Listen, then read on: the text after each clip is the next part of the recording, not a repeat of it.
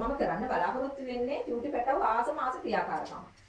බලමු මේ ක්‍රියාකාරකම මොකක්ද කියලා. ඊට ඉස්සෙල්ලා මම අහන්න කැමතියි දෙමාපියන්ගේ දරුවෝ ආස කරනම දේවල් දෙකක් තියෙනවා.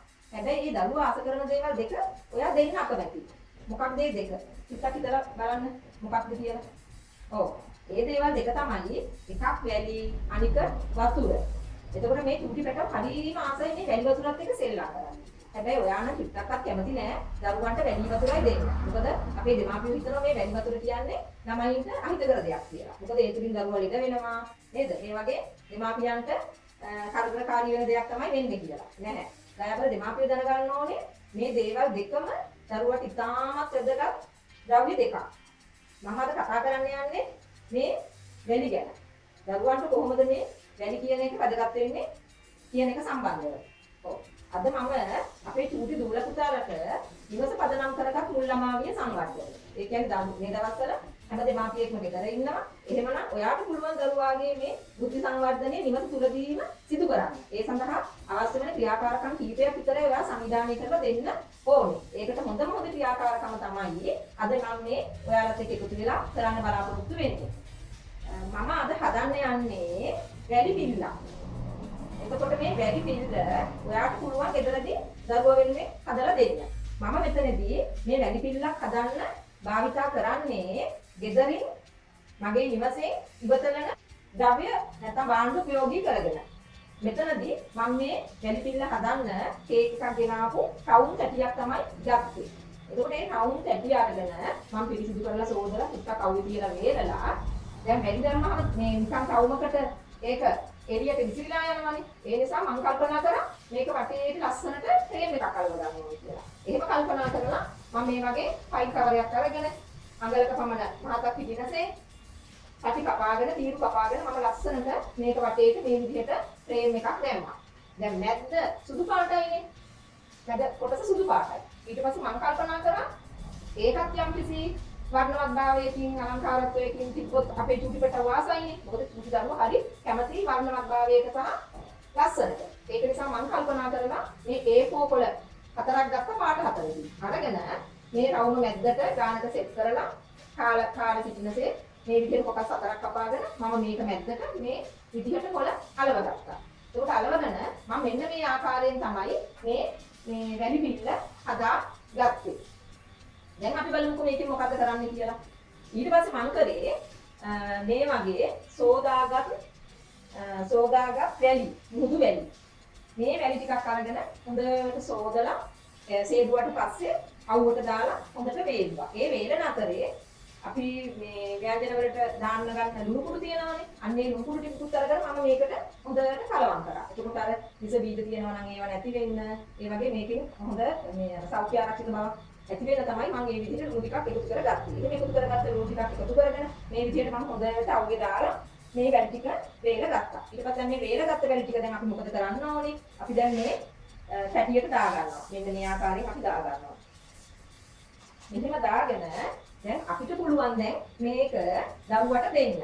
අපේ ගෙදර ඉන්න පෙරපාසල් වයස දරුවන්ට අපිට පුළුවන් මේ ක්‍රියාකාරකමට මේ විදිහට වැලි දාලා අපිට මේ විදිහට මේ වැලි පිළ හදලා දෙන්න. ඒකෝ දැන් ළමයා හරිම ආසාවෙන් මේ වැලි ටිකත් එක්ක එයා ලොකු ගනුදෙනුවක් කරනවා.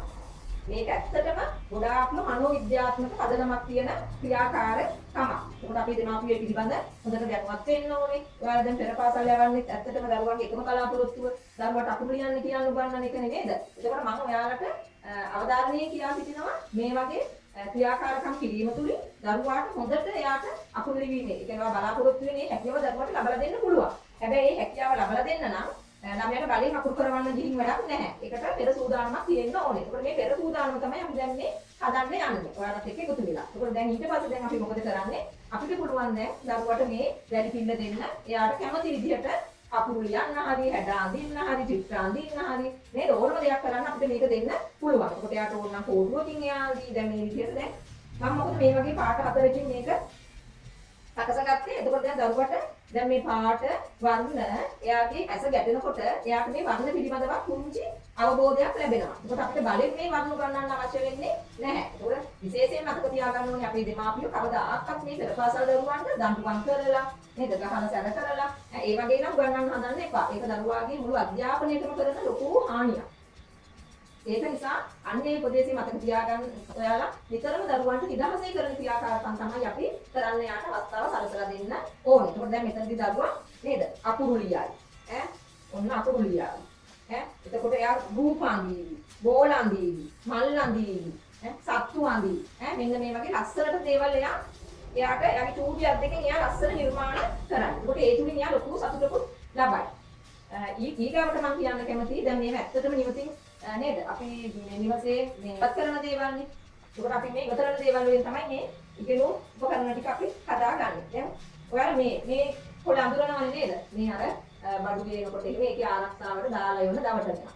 ඉතින් මේක හැමෝටම මම හිතන්නේ ගෙවල් වල ඒ වගේ මොනවා හරි කැඩෙන විදිහට බඩුවක් ගෙනාවොත් උපකරණයක් ගෙනාවොත් මේ වගේ ආවරණයකින් උතන තමයි යවන්නේ. ඒක දැන් අපේ අම්මලා මෙච්චර කාලයක් කිසිවද දන්නේ මේකිනුත් ඔයාලට මේ ඉවතරන ද්‍රව්‍ය මේවා ඒක මේවා පරිසරයට අපි මුදා හරින්නේ නැතුව අපිට මේකිනුත් පුළුවන් ලොකු කාර්යභාරයක් ඉෂ්ට කරගන්න.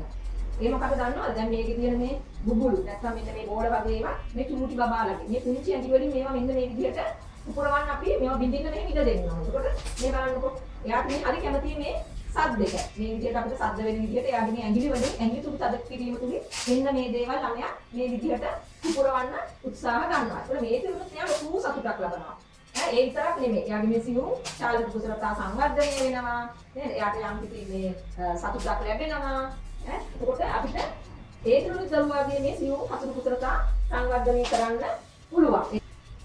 මේ වගේ දවටන එකතු කරලා තියාගත්තාම ටීචර්ටත් ගොඩක් වටිනවා. හැම අවුරුද්දකම අලුතෙන් ළමයි පෙරපාසලට එනවානේ. එතකොට මුල් දවස් කීපේ කරන්නේ අඬන එකමයි. එතනදී මේ දවටන ප්‍රයෝගී කරගෙන අපිට පුළුවන් යාලව කරදරයක් නැතුව නලව ගන්න. මම නම් කරන්නේ මේ වගේ දවටන ටිකක් එකතු කරලා තියාගෙන ඒ අලුතෙන් එන දරුවොත් එක්ක ඉස්සෙල්ලාම කරන්නේ යාලට නොදෙනෙන්න මේක පුපුරවනවා. එතකොට එයා ඇඬිල නවත්තලා බලනවා මොනවද මේ සද්ද කියලා. ඊට පස්සේ මම කරන වැඩේ එයාලත් එක්ක එකතු වෙලා මේ තියෙන මේ බුබුලු පුපුරවනවා. එතකොට මේකේ දරුවාගේ සියුම් හසුරු කුසලතාවලට ප්‍රයෝජනයක් වෙනවා. ඒ වගේම දරුවා නලව ගන්න හොඳ මාධ්‍යයක් වෙනවා. ඒ නිසා අපේ දෙමාපියෝ මම හිතන්නේ මේ ගැන අවධානය යොමු කළොත් ඔයාලට ගොඩාක් දේවල් දරුවොත් එක්ක නිවසින් ධම්ම ඒ කරන්නට ඒ හැකියාව අවස්ථාව ලැබෙනවා. එතකොට දැන් මම ඔයාලට නැවත වාරයක් මතක් කරනවා නේද? මේ දරුවා මේ වැඩි මත මේ ඇඟිල්ල ගෙන යාම තුලින් දරුවාගේ බුද්ධි සංවර්ධන ක්‍රියාකාරකම ඉතාමත් හොඳට සිද්ධ වෙනවා. ඒ වගේම ඒක හොඳට මොළයට දැනෙනවා. ළමයාගේ මේ සියුම් මාංශ පේශීන් ඉතාමත් හොඳට උත්තේජනය වෙනවා. එතකොට ළමයාට මේ ඇඟිලි ඒ වගේම අත හැසිරවීමේ හැකියාව ලැබෙනවා. ඒත් එක්කම දරුවාට අර තෙරලිවීම සඳහා මේ අතයි ඇසයි මනසයි සමායෝජනය කරන්න ළමයාට සිදු වෙනවා. ඒකට ඒ ක්‍රියාවලිය මේ තුලින් ඉතාමත් හොඳට සිද්ධ වෙනවා. ඒකට ඒ ළමයාට නිර්මාණාත්මක හැකියාව සංවර්ධනය වෙනවා. ළමයා හිතන්න පෙළඹෙනවා. ඒ හිතන්න පෙළඹීම තුලින් දරුවාගේ පරිකල්පන ශක්තිය ඇති වෙනවා. එතකොට අවසානයේ ළමයාට ඔයා බලාපොරොත්තු වෙන නේද ලිවීමේ කියවීමේ හැකියාව තියෙන හොඳ දක්ෂ දරුවෙක් ඔයාට විධිමත් අධ්‍යාපනයට යොමු කරන්නට ඔයාට අවස්ථාව ලැබෙනවා. එහෙනම් දයාබර දෙමාපියනි, ඔයා මේ ගැන හිතලා බලලා මේ වගේ ක්‍රියාකාරකම් වලට මේ දවස්වල දරුවව වැඩියෙන් යොමු කරන්න. ඒ යොමු කිරීම තුලින් මේ දවස්වල පෙරපාසලෙන් ඒ තියෙන හිතස පුරව ගන්න ඔයාට පුළුවන් වේවි. එහෙමනම් මම අද සමුගන්න නැවතත් නිවන් ක්‍රියාකාරකමක් තුලින් ඔයාව හමු වීමේ බලාපොරොත්තු වෙනවා. ස්තුතියි.